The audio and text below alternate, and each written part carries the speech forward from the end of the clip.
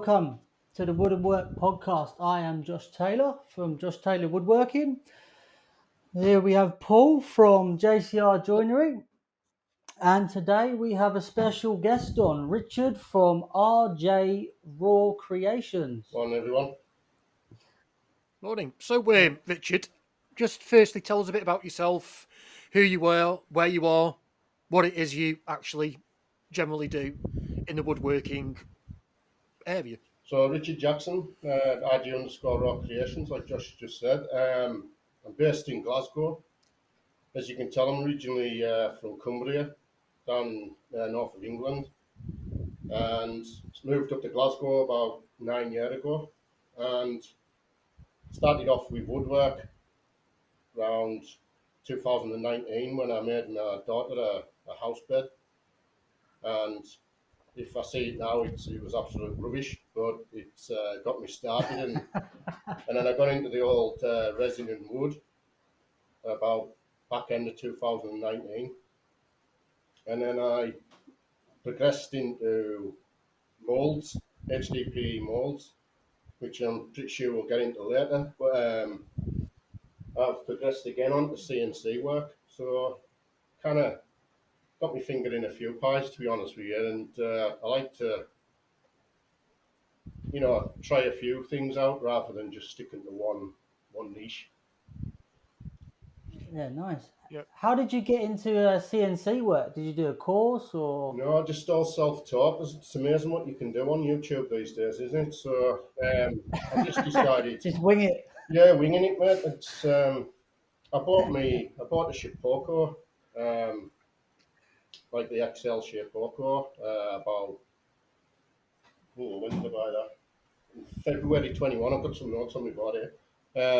February 21, I bought my first CNC because I wanted to get into the whole HDPE mold making, and I needed a CNC because to get the intricate joints that you get on them, you needed a CNC because you needed it to be precise, you needed it to be, perfect for the nuts going in. So that's why I bought the CNC really, and then I started. So that's for the yeah.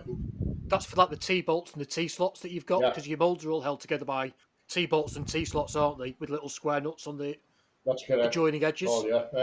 So to do that, to make them stay in, you had to make it perfect size so that the nut actually stays in the hole, and it doesn't. It's not in there by any glue or anything like that. It's just by friction alone. So to make that so it stays in, you need it to be precise, and the only way you can do that is with a machine. You can't do that by hand every time. It just doesn't matter what jig you've got. Yeah, you're gonna make a mistake with that. So. How much did you pay for that? The First one. Shipoko, they're not cheap. I think the XL at the time was going for about £1,800.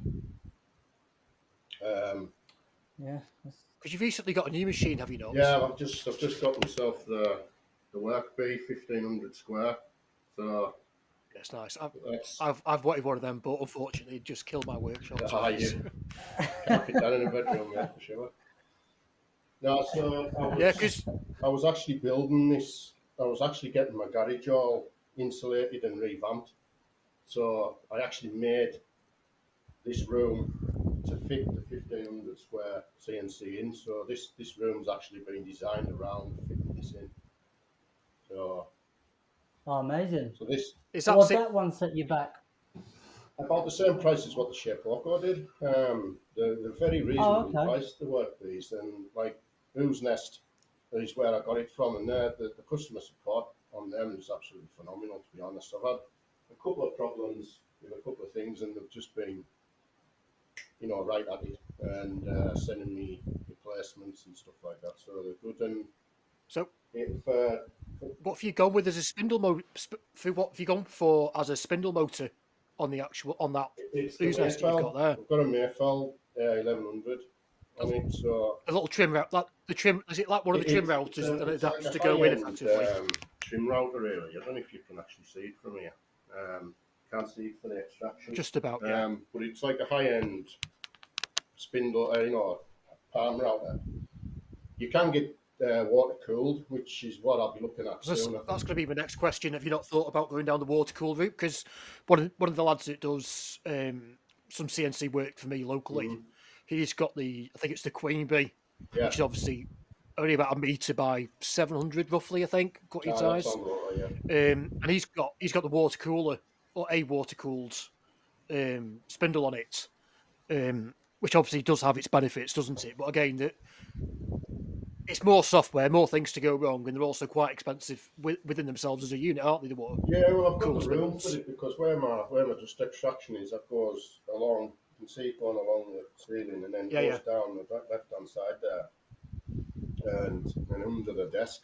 So it's actually under the workbench that I made for the workbench. So Yeah, there's room there that I can put the spindle. They know the air cooler, yeah. the It needs tank. like a reservoir, doesn't it, and everything, just So for the water. so yeah, it'd be something to look into, but I'm not going to look at that just yet. I don't think I'm doing it enough on it just to.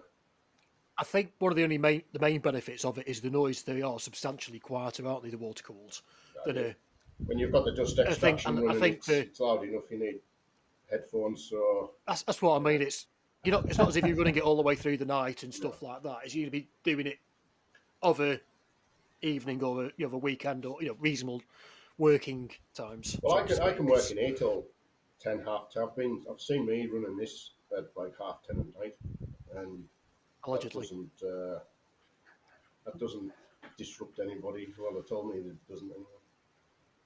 Yeah, you just got to be careful with the local council laws and stuff like that because So, do you sell any pieces that you make, or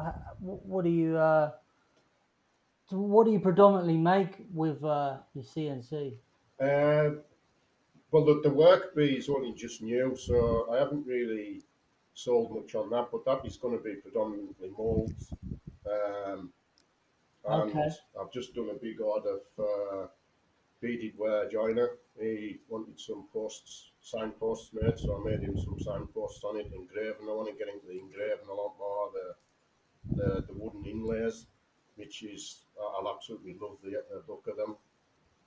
Yeah, so I'm going to be getting more into that. So, and I want to make my own table legs, intricate shaped legs and stuff like that. So I've got big plans for it. It's just getting the time because I've just been. So for the table legs, do you not need a 4-axis so for getting the? Because obviously it's only a 3-axis CNC. Do you not need the 4th axis though to be able to get like a round? Well, what I'm going to do is I'm You going were talking to about the I'm table going to legs. use the CNC to get the 2D shape on it, and then I'll use Yeah. just old-fashioned raster files and everything like that just to get the edges on it and get it Oh, I round. see. So this really is just to get the flow bit going, and then Yeah. I'll just go back to handheld routers and stuff like that to get the shape, and this will be able to put Say the because joints. CNCs are very handy for making templates and Yeah, the likes, aren't they? When you, especially something of that size, with a 1500 cutting capacity, you can get it's effectively it's a half sheet, isn't it? You can get on there in one go. yeah. Well, the maximum cutting Um, capacity on that's 1270. So it's a 1500 square machine, but the yeah, the working space is 1270. So it's still I can get half an sheet half in it, sheet on it. And basically. that was the whole point of it because then I can make my coffee table molds and everything else on it. I can get a big enough sheet to make them on it as well. That was the main reason for getting it. The other reason is Yeah, that I just wanted to start getting into sprouting out to other avenues as well. yeah. So tell us a bit more about your mold. I mean, I've actually had a mold off you some years ago. I think it was about a year ago actually. I had one of the small resin molds, which brilliant piece of kit. I mean, I just got it on a bit of a whim. They do a YouTube video on using it because it is that simple to use. And as you say, it's very convenient with the HDPE. I mean, I've got the resin table I've just done downstairs, and I'm not looking forward to having to break that out the melamine molds because it's probably stuck. And obviously, with the HDPE, it just It pops does, off yeah, like, yeah. doesn't it? Really? So, yeah, it's really good. So, just tell us a bit more about your molds and the sizes you do Yeah, so and the that sort of thing, HDPE, Richard. it's renowned for nothing being able to stick to it. So anything that drips on it, glue, resin, anything, it wipes off. and if it does stick on it, it just needs a little bit of a prise, and it just chips right off, and nothing sticks to it. So that's the whole point of doing the moulds out of HDPE, and I do mine out of 20 mil HDPE, thick HDPE, so it's really solid. I do 5 sizes. So I do a small coaster mold, which is the one that Paul's bought. I've got I do a charcuterie board size, which is 520 by 300. Then I do a 510 by 510, which you can get like big ass clock mold, I call it. So you can get a big ass clock out of it. I've got to make sure I say that right, I guess. Then you've got a 600 400 mold, which I haven't done any of, but I've got a couple of sizes cut for that. And then my big coffee table mold is 1220 by 640, and that comes with And do you buy this? What's it called? HDPE. So it's high density polyethylene. HDPE. It's cost for. And do you buy it by slab, by sheet? So I buy it in How do you get 2p1 that meters material? sheets, and the company who I've been buying it off for quite Okay. some time now, they can cut it into any size for me. So lately I've been sending it to a guy in a local town, and he's been cutting the big coffee table molds out for me on his 2b1, on his 8 feet by 4 feet or Oh whatever yeah. it is. CNC. He's got a big industrial sized one down there. So he's been doing it all for me, but it costs me money, and I need to put that under the price of the mold. So I decided, look, Yeah. enough's enough. I'm going to buy myself one, and I can do all this on it myself. So eventually you'll recover. The idea obviously is that you recover the cost, don't you, bit by bit of any tool. exactly, yeah. So effectively, it does pay. The old saying, it pays for itself. Well, no, it doesn't really, but it saves you. It can keep everything in house, can't you, rather than having to outsource, Exactly, which yeah. is better for you as a business. And as well, you're not relying on other people's quality of work as well. You know, if they make a mistake, then I've got to translate that to my customer. I've got to drop the price to them because there's maybe a little defect. And I'm a bit of a perfectionist, really. I don't want anything that I wouldn't want to go out to my customer, Yeah. which I guess everybody's the same. Yeah. And if there's a little defect, like there's a deep scratch, or if there's one of the sides doesn't quite line up, then I won't send that out. I'll say to them, look, there's this defect. I'll knock you this money off. Blah blah blah. And I don't want to keep doing that. So I'd rather the problem be on me rather than me, and then I will go to them. And so that's one of the main reasons as well. But I must say though that the actual design of these molds isn't actually my full design. It was done by Hanoi artisans in America, a guy called John Graff. Now, John Graff, I contacted him about 2.5 years ago, and I wanted to buy a mold off him, and I had it in my basket and everything like that, and then I went to click shipping, and the price of it just doubled, and I was just like, Yeah. no, I can't do that. So I contacted him and said, look, how many of these are you selling in the UK? And he says, hardly any, because the shipping's just ridiculous. And then I said to him, look, It's astronomical. I'm looking at buying a CNC. Would you be okay for me to make these in the UK and sell them in the UK, and I'll give you a commission? And he said, you don't need to give me the commission. Happy you've contacted me. Go ahead and do it, because people just can't get them off me because of the shipping. So Well, the thing is, Oh, it's nice. not. I mean, it's very good of him, but obviously the thing is, though, it's like the whole thing that you don't own. It's not really a patentable. no, You can't patent thing, and you. It's like if whatever you make, you're not the only person that makes resin molds. Do you know what I mean? There's always going to be people that does the same work. That's why there's so many of us in the Yeah. same business.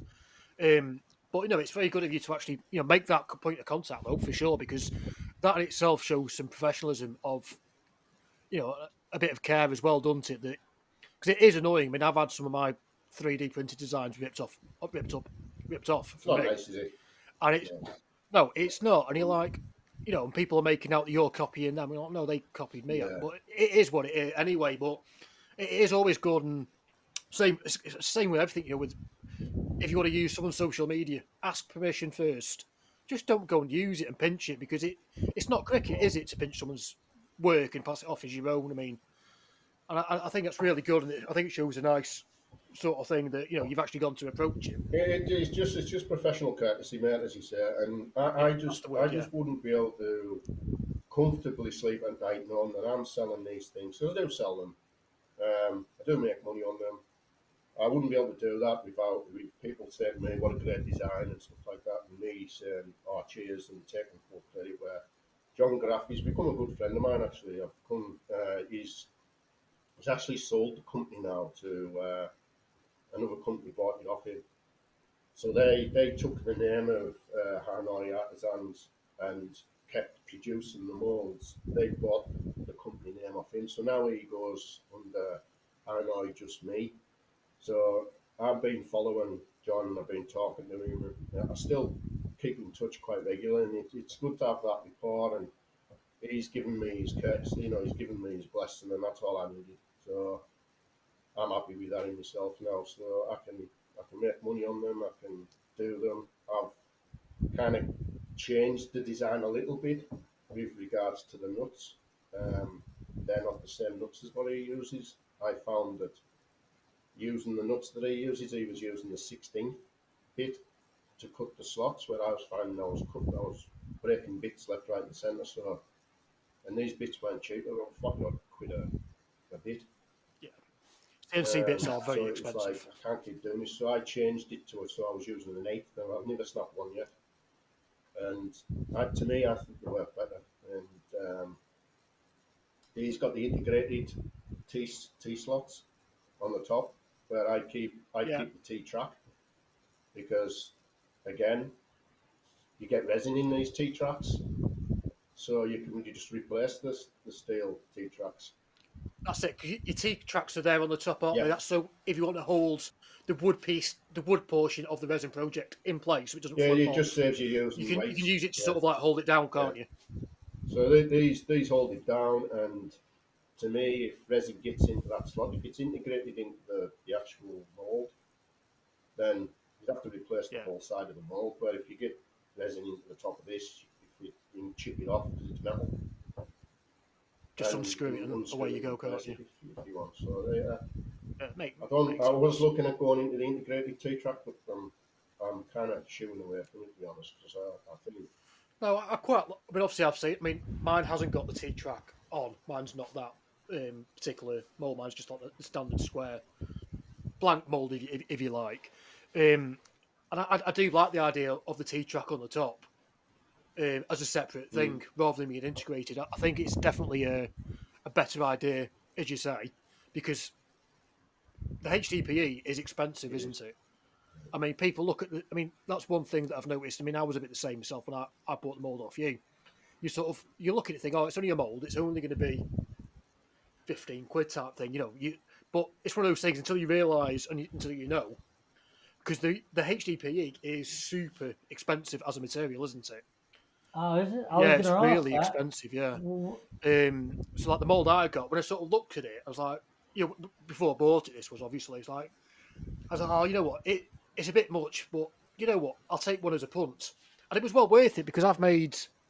I was just telling Josh just before we started. Well, just before we started, I've probably made about 15 sets of coasters now.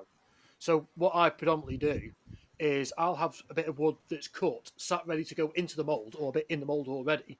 So if I'm doing another resin project, if I've got too much resin, I'll pour it into the coaster mould, because then you're not wasting expensive It's resin. like your backup project. Yeah, Yeah. and it's real. Yeah, I mean, and I've made some lovely coasters ready for selling on the thing, and I can definitely see, excuse me, value in the moulds, because again, it's the sort of thing that you need to recuperate the cost over the time of the life. But the only thing so every time to get them, as you say, just pops out. So what you do is you have to take one of the ends or the sides of the mould off. So you unscrew it, and then you pop the workpiece out. Now you don't touch the other three sides of the mould at all. They stay static and in place the whole time. So when you then do your next mould, all you need to do is stick the end piece or the side piece you've removed, screw it back onto the mold, and you're ready to go. It's that simple. It's reusable. It's quick. I mean, I don't know. You suggested to use. Is it three? I've got a bit here actually. 331 gasket or something. Is 9914 Yeah, gasket. so that's the gasket maker, yeah, and that Just to help yeah, seal it, because it's a bit more obviously, longer lasting really than silicon. yeah. Because the problem is with resin, as everyone knows, who does do resin projects, and those that don't know, is if you get a leak on resin, you don't realise because resin will find the most smallest hole that is Yeah, known to man. And then if you've got it's everyone's worst fear when you just poured £400-500 worth of resin into it, a big dining room table, for example, and you walk in 3 hours later and there's £400-500 worth of resin on the floor because resin will find that tiny hole and it'll all disappear because it's self-leveling. So that gasket just helps seal the edges in a little bit more, doesn't it? To make sure it's watertight, if you like, isn't it? Almost. yeah. So it is what it is. It's a gasket. So you put these on pipes. You put these on proper flanges. So it's heat resistant. It goes because resin also because of the exothermic reaction of resin, it gets up to about 100 and odd degrees. This stuff. Yeah, it So can be that really hot, can't it? it's not reactive to the temperature. It's resistant to the temperature. So it's good stuff that way. And it just lasts longer than the silicon. You can still use silicon, but you've got to be expected to then replace you should really replace it after every 2 or 3 pours. But I know people who I've still never use took. silicon a lot. But, So with the mold that I had off you, say I've done about 15 sets of coasters now, give or Mhm. take. The three sides that have stayed part of the mold from when I originally made the mold up, I've never touched that gasket at all. It Yeah, is exactly the same gasket. So literally, all I'm using is, I don't know, it's the size of a 1p coin blob to do the end every single time, and that's it. So the gasket, I mean, that's the same sort of tube of gasket I've had for the year.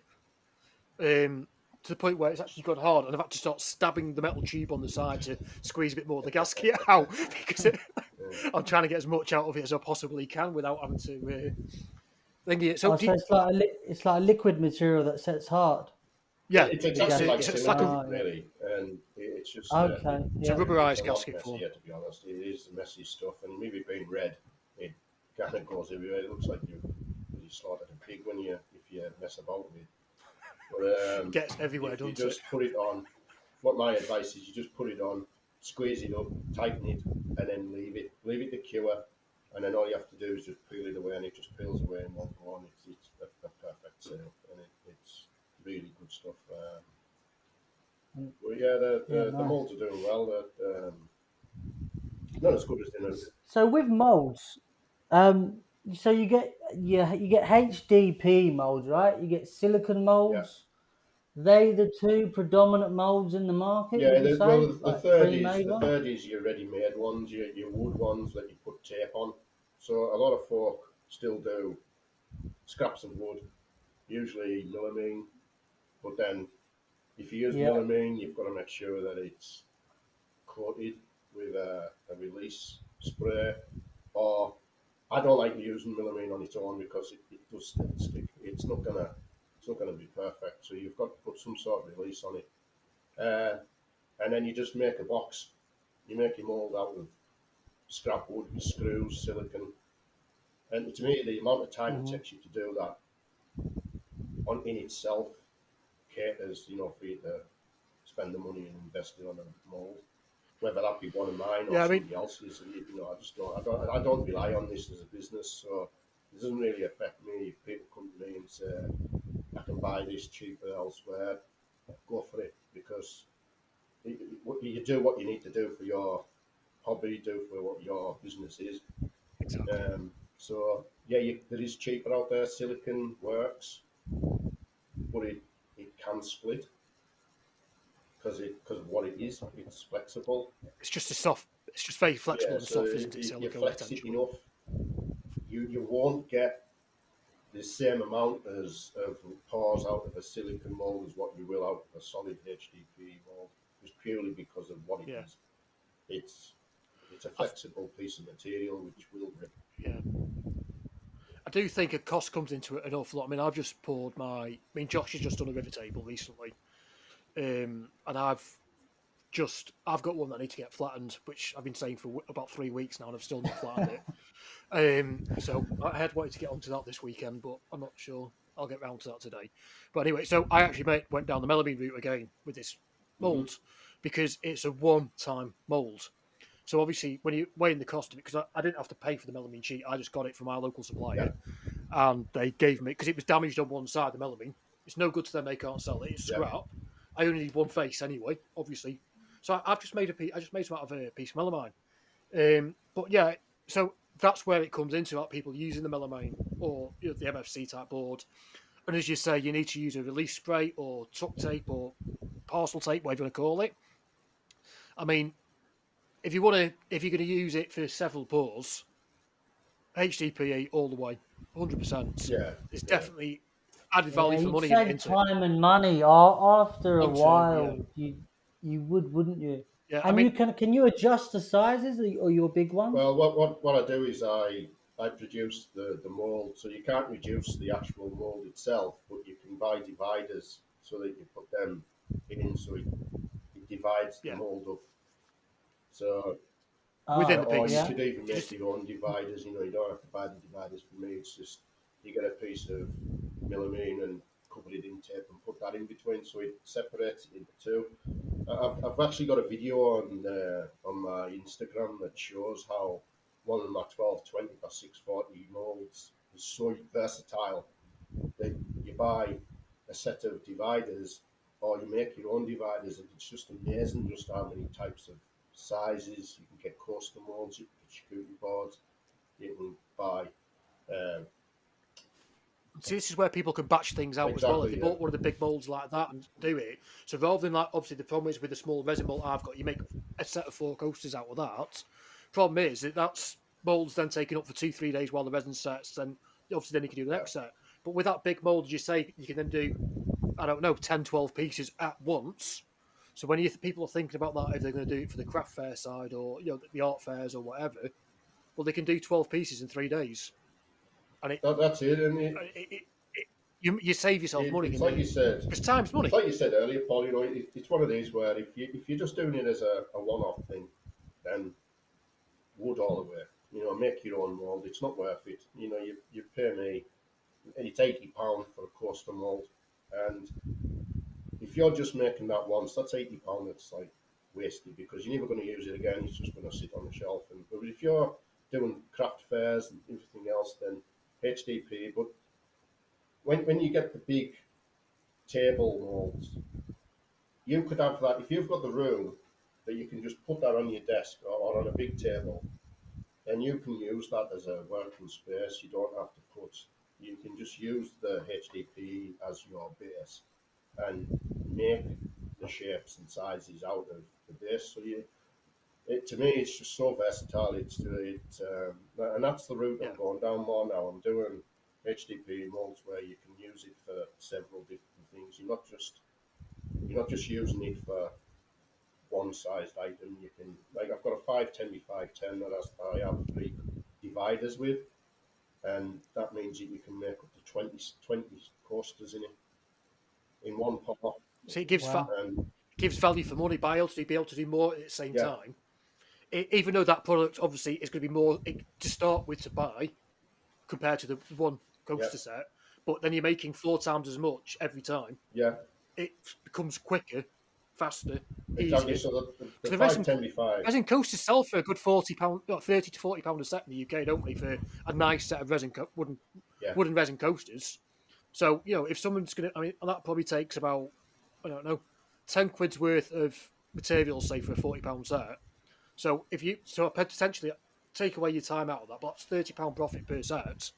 So you're still going to pay for that mold very, very quickly if you can make more and more, and then sell more and more, and that's where added value from getting a bigger piece almost, yeah. don't you? So your 510 by 510 can make 4 sets of coasters. Now, if you bought 4 coaster molds, the price of the 510 by 510 doesn't come anywhere near 4 times the price of the coaster mold. Exactly. Now, I'm not maybe doing myself out of business a little bit here by saying this, but I mean, I've always said to people, I'm not in this to make.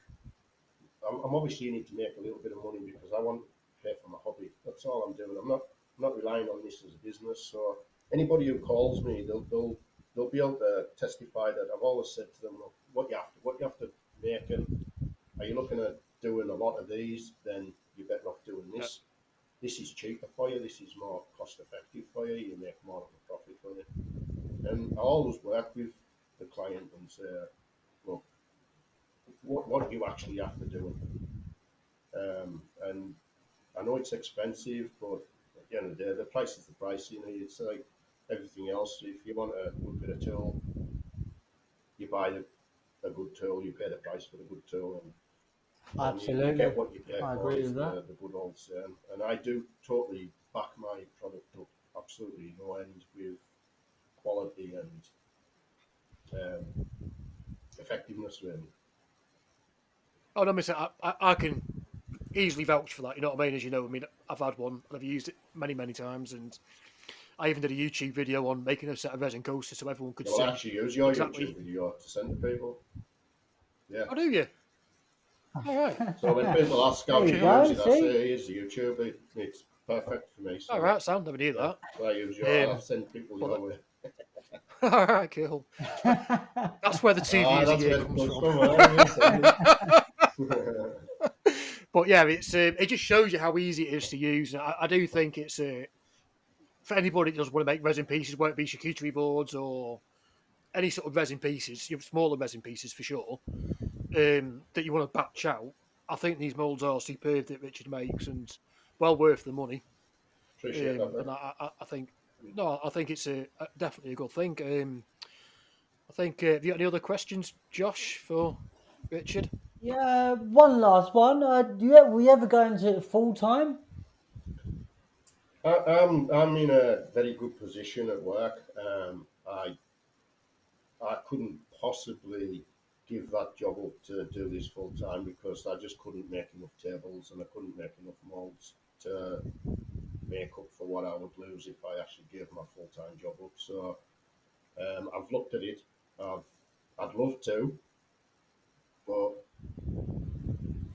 I just couldn't afford to do that. To be honest with you, I think once also as well. I think I'm a big believer of once you turn your hobby into a business, it no longer becomes a hobby.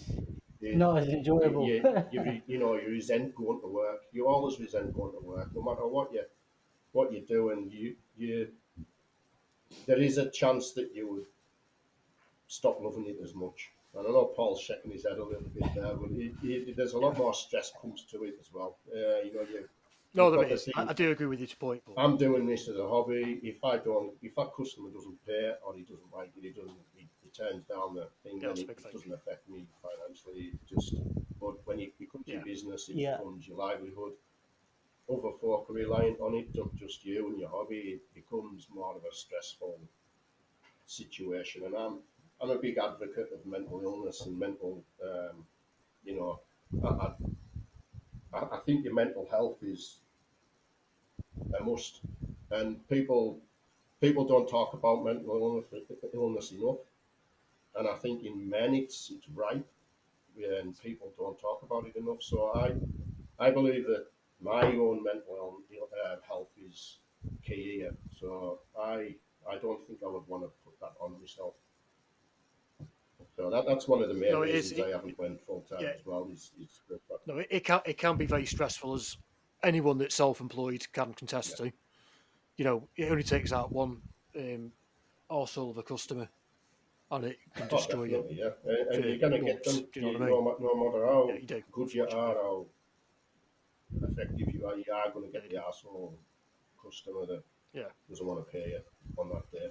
So the good thing as well, you say at least you've got your hobby, that you've got that retreat, and you say about because as you said, I was shaking my head there because I actually have woodworking as my hobby as well as my it's how I make money. It's my full time job, and I absolutely love it. So over weekends, she'll be like, what are you doing? I'm just going to go up to a workshop for a bit, and I'll come up here and I'll start making something. And it won't be something. It won't necessarily be anything that I'm doing for a client. It might be something I'm doing for YouTube or content or something I just want to do, like the Comico planter I've just done. I want to try a Comico because obviously I did tie it into Jason's challenge thing, but I'll come upstairs and spend the day, Saturday or Sunday, whatever, when I'm not working, and I'll come and do woodworking because, as you say, it's that escape into it where you can switch off and enjoy yourself. And I think sometimes when you say for yourself there, that obviously you got your full time job, which I think and doing your woodworking and your CNCing and all, even though that's its own bloody stresses in it, CNCing can, but at least then it's your retreat and it gives you that break from reality almost a little bit where you can just sort of switch off and not have to worry about whatever's going on at work or home life, so to speak, if if you're having a shit day or whatever. And as you say, I do think it's very important, and it doesn't have to be woodworking or anything like that. It is very important for people to have that retreat, no matter what it'll be. Some people like going, I don't know, shooting. Some people like 4x4 off-roading or whatever. And I think it is very important to have a hobby or something that you can go and lose yourself in, almost to a point that where you don't have to worry. I mean, like football is a great. I mean, I'm not into sports, but football is a very big one for a lot of people, isn't it? They'll go watch a match on a Saturday afternoon, have a few pints or what have you, and all they do is talk shit and crap about football and shit and whatever goes on. But the thing is that's their release away from their week at work or whatever's going on in their life. It doesn't matter for that 3 4 hours while they're out, does it? Exactly, yeah. And I wish I had the chance of coming in here and spending all Saturday and Sunday in the workshop. To be honest with you, but I've got a 7-year-old little girl that kind of puts a bit of a she would rather see me in playing Barbies than sitting in here playing in the CNC. Yeah, one of my other mates says that. Like, mate, it's you that wants to play with the Barbies, not your little girl. She hates Barbies. It's you that has all the Barbies. So yeah, but cool. yeah, I totally agree. I've seen myself in here till 12, 1 o'clock in the morning, just doing stuff because I'm not in here till 8, 9 o'clock at night. So, but it's great. I'm with you. You just the time flies and you're just enjoying it. You're progressing your skills. You're learning new skills. So it's the community and the friends I've made from doing this and from sharing it on Instagram and from talking to people on Instagram. I've met some really good people on that, so it's good. I mean, networking, that's something we cover an awful lot and we keep coming back to about networking and what have you. And as you say, it's good. It's a way that we all speak to each other, and it is very important that you might not turn around to say, "Oh, I'm having a," you might not go delve into problems with someone that you talk to on Instagram, or whatever. But the thing is, that if you message someone about whatever it is, you're going to get that response back, and it's that way of just having someone that you can talk to, isn't it? As well, I mean, me and Josh, we speak, several times during the week, and it's always, "Oh, I'm having a fucking shit day, this, that, and the other." And you have that bit of a arse of a day, blah blah, and that's all you need. Sometimes is just being able to. And I think, as you say, you meet a lot of people through this sort of community and networking, and yeah, you need it. You need that. You know what I mean? You need that release again to tell people if you're having a shit day, because, like I say, it all comes back to the mental health and all that. If you don't share it, you don't release it, and you've just got to have that avenue. Yes, I agree, 100%. Much for listening, watching in. A bit of a technical problem today, and we lost Josh for the final little bit. Thanks again. All links will be in the description. Please leave any comments down below. We will be on all major platforms as normal. All of Richard's links will also be in the comments down below. So thanks very much, Richard, for joining us today. No, you're welcome, pal. All right, everyone. Thanks very much.